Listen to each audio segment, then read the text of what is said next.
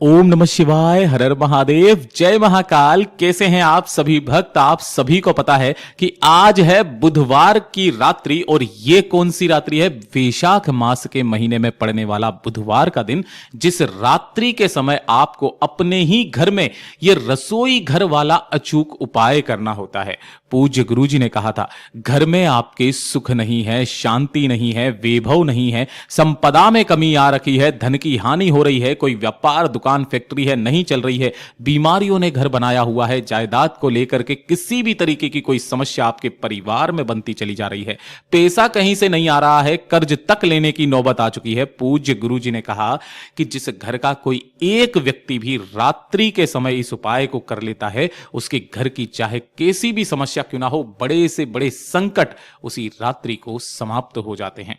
और पूज्य गुरु जी की ही कथा से सुन करके और समझ करके इस पूरे उपाय को बहुत आसान भाषा में आप सभी भक्तों को बताऊंगा। परंतु उससे पहले आप सबसे बस एक छोटी सी प्रार्थना, जो भी भक्त पहली बार आए हैं चैनल को सब्सक्राइब जरूर कीजिएगा और वीडियो को लाइक करके देव आदिदेव महादेव का कोई सा भी प्यारा नाम कमेंट बॉक्स में लिखना बिल्कुल भी मत भूलिएगा। पूज्य गुरु जी ने इस पूरे वीडियो में 3 महा उपायों के बारे में बताया था, जिन्हें एक एक करके हम लोग जानेंगे। सबसे पहले बात करते हैं हमारे पहले वाले उपाय से। समझने की कोशिश किया कीजिए। कोई सा भी उपाय ऐसा नहीं है कि बहुत ज्यादा सरल होगा, थोड़ी सी तो मेहनत आपको भी करनी पड़ेगी। महादेव आपकी भी भक्ति चाहते हैं, है ना। ये वाला उपाय होता है कि जब आपके घर में धन को लेकर के समस्याएं बनने लगे, पैसा नहीं आ रहा हो, कोई व्यापार आपका चल रहा है या फिर कोई दुकान है आपकी, ग्राहक नहीं आ रहे हैं, फैक्ट्री नहीं चल रही है, माल नहीं आ रहा है, निकल नहीं रहा है, किसी भी तरीके से लेकर के धन की समस्याएं आपके घर में या आपके व्यापार में किसी में भी आ रही हैं, है ना। या फिर ऐसा भी हो सकता है कि कई बार घर में खर्चे इतने ज्यादा हो जाते हैं, बचता ही नहीं है, या फिर अनावश्यक खर्चों के साथ में ही बीमारियां जैसे हो रही है, घर के सामान खराब हो रहे हैं, उनमें धन इस तरीके से चलता चला जा रहा है कि बचत बिल्कुल भी नहीं हो पाती है। कई बार तो कर्ज तक लेने की नौबत आ जाती है और कोई कर्ज ले लिया है तो उसको चुकता नहीं कर पा रहे हैं। तो जब भी बुधवार की रात्रि आ जाए ना, एक काम जरूर कर लिया कीजिए, चाहे घर की स्त्री करे, पुरुष करे, कोई भी करे। एक खाली कटोरी लेना और इस कटोरी के अंदर आपको 2 चीजें रखनी होगी, ठीक है ना। क्या क्या रखना है? 108 चावल के दाने। इस चीज का ध्यान रखना, संख्या का। और जो भी चावल हो वो अक्षत होने चाहिए, पूर्ण होने चाहिए। 108 चावल के दाने लेना और मात्र एक बेलपत्र आपको लेना है ना। नहीं मिलता है तो फटाफट से जाकर के महादेव की शिवलिंग से उठा लेना, उसे धो करके काम में ले सकते हैं, ठीक है। इस कटोरी के अंदर 108 चावल के दाने और एक बेलपत्र इसी के अंदर आपको रख देना है। अब ये वाली जो कटोरी है ना, इसे लेकर के अपने पूरे घर में श्री शिवाय नमस्तुभ्यम मंत्र का स्मरण करते हुए आपको घूम जाना है। घूम जाने के पश्चात अब इसके 2 स्थान बताए हैं, या तो अपने घर के मंदिर में रख दो, या फिर आपकी घर की जो किचन है, किचन में जो पानी पीने का स्थान होता है, परिंदा, ये आपके पितरों का स्थान होता है। दोनों में से किसी भी स्थान पर इस कटोरी को ले जाकर के यहां पे रख देना, पूरे घर में घुमा करके। कब रखोगे?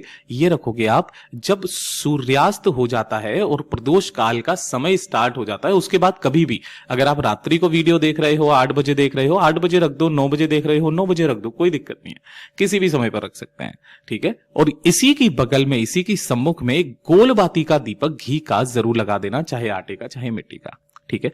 अब ये क्या होगा? बुधवार की रात्रि तो ये पूरा का पूरी रात्रि यहीं पर रखी हुई रहेगी। जब अगला दिन आएगा ना, गुरुवार का दिन, है ना, ये चीज ध्यान रखना, नारायण का दिन, आपको इस कटोरी के अंदर रखे हुए 108 चावल के दाने और एक बेलपत्र को लेना है। दीपक को आप वापस काम में ले सकते हैं। अगर आटे का बनाया है तो किसी बेलपत्र पेड़ के नीचे आपको समर्पित करके आ जाना है। इन दोनों चीजों के साथ में 1 लोटा शुद्ध जल अपने घर का तांबे के कलश में लेकर के आपको महादेव के मंदिर में जाना है, शिवलिंग के पास। फिर आपको जब भी समय मिले ना, आप जा सकते हैं, ठीक है। यहां पर शिवलिंग के पीछे की तरफ आसन लगा करके बैठ जाना, जिससे आपका मुख उत्तर दिशा की तरफ में हो जाएगा। आपको क्या करना है? सबसे पहले जो 1 लोटा शुद्ध जल लिया है उसे कुंदकेश्वर महादेव के नाम से शिवलिंग के ऊपर समर्पित कर देना, श्री शिवाय नमस्तुभ्यम मंत्र का स्मरण करते हुए। और जब ये आपका जल समर्पित हो जाए ना, उसके पश्चात एक बेलपत्र तो अपनी कामना कह करके भोलेनाथ की शिवलिंग पर ऐसे समर्पित करना कि डंडी जलाधारी की तरफ में रहे, बीच वाली पत्ती का भाग आपकी तरफ में रहे। और जो 108 चावल के दाने लिए हैं, उन 108 चावल के दानों को में से थोड़े से चावल के दाने शिवलिंग के इस साइड में, यहां पर, है ना, कटी भाग पर, और कुछ चावल के दाने, मतलब आपको मैं यहां पर इस तरीके से बता देता हूं, कुछ चावल के दाने आपको कटी भाग पर, इस जगह पर अपनी कामना कह करके, और कुछ चावल के दाने इस स्थान पर, कटी भाग पर, मतलब दोनों स्थानों पर आपको रखना है। काफी सारे भक्त क्या कहते हैं, भैया गणेश जी के स्थान पर चढ़ा दो, नहीं कार्तिकेय के स्थान पर चढ़ा दो, नहीं, ऐसा नहीं, कटी भाग के पास में थोड़े से चावल के दाने इधर, थोड़े से चावल के दाने इधर चढ़ा देना है अपनी कामना कह करके। अब जब आप ढोक देकर विनती करके वापस आएंगे तो इन दोनों स्थानों पर से थोड़े थोड़े से चावल के दाने, अब कोई जरूरी नहीं है कि आप 7 लो, 11 लो, 21 लो, नहीं, यहां से थोड़े थोड़े से दोनों स्थानों पर से चावल के दाने आपको अपने घर पे लेकर के आने हैं और किसी भी एक लाल कपड़े के अंदर बांध करके अपने घर के मंदिर में रख देना। ये क्या करता है, ये आपके घर में धन को खींचता है। पूज्य गुरु जी का बहुत अद्भुत और अचूक उपाय है, जरूर से कीजिएगा। और ये दूसरे नंबर का जो उपाय है ना, ये होता है किसी भी कार्य सिद्धि को लेकर के। कार्य सिद्धि किस तरीके की, जैसे मान लीजिए कि आपका कोई कार्य है और उस कार्य में अचानक से देरी हो रही है। अब वो देरी किस वजह से हो रही है, या तो कोई ना कोई अड़चन आ रही है या फिर कोई ना कोई बाधा उत्पन्न हो रही है, कार्यों में अचानक से देरी हो रही है। किस तरीके का कार्य हो सकता है, आपके व्यापार में हो रही हो सकता है आपकी नौकरी के अंदर हो रहा हो, ऐसा हो सकता है आपकी शादी के लिए हो रहा हो कि शादी में बात बनते बनते बिगड़ जा रही है। काफी सारे ऐसे काम होते हैं कि हमारे पता ही नहीं चलता है कि क्यों हमारे कार्यों में इतनी ज्यादा बाधाएं आ रही है, अड़चने आ रही है। अब इसके लिए क्या करें, तब गुरुदेव ने कहा था कि जिस भी व्यक्ति के कार्यों में इस तरीके की बाधाएं उत्पन्न हो रही है, केवल और केवल बुधवार के दिन का ये अचूक उपाय है। चाहे कैसा भी कार्य हो, वो संपूर्ण होगा ही होगा, है ना। थोड़ा सा कठिन है, थोड़ी सी चीजें आपको ज्यादा लेनी है, लेकिन थोड़ा ध्यान में रखना। एक कलश लेना है आपको, जरूरी नहीं है कि आप तांबे का ही कलश लें, लेकिन ये कैसा लेना है, छोटा कलश लेना है। क्यों लेना है अभी बता देता हूं। छोटा वाला जो आता है ना, छोटा सा, इतना सा, जिससे आपकी श्रद्धा हो, ठीक है। इस तरीके से कलश लेना और इस कलश को पूरा भरना होगा आपको चने की दाल से। इसीलिए मैंने आपको बोला था कि इसको पूरा चने की दाल से भरोगे, छोटा कलश ले लीजिए, कोई दिक्कत नहीं है, ठीक है ना। चने की दाल से आपने इसे पूरा भर लिया है, कुछ इस तरीके से भर लिया। इसी के साथ में आपको यहां पे लेनी होगी 2 गोल सुपारी, जो पूजा वाली सुपारी होती है। एक लेना है आपको मां गौरा के नाम की, एक लेना है भगवान गणेश के नाम की। और ये जो 2 सुपारियां ली है, इन दोनों सुपारियों को इसी कलश के मुख के ऊपर इस तरीके से रखना और लक्ष्मी के तौर पर एक सिक्का, चाहे 1 रुपया, 2 रुपया, 5 रुपया, 10 रुपया, जो आपकी श्रद्धा है, उसे भी आपको इसी कलश के ऊपर इस तरीके से रख देना है, ठीक है ना। अब क्या करना है कि ये जो कलश आपने तैयार किया है, इसे किसी भी एक पीले कपड़े से इसका मुख बांध देना है। एक छोटा सा पीला कपड़ा लेना, कुछ इस तरीके से मैं आपको दिखा देता हूं, ऐसा सूती कपड़ा, ठीक है ना।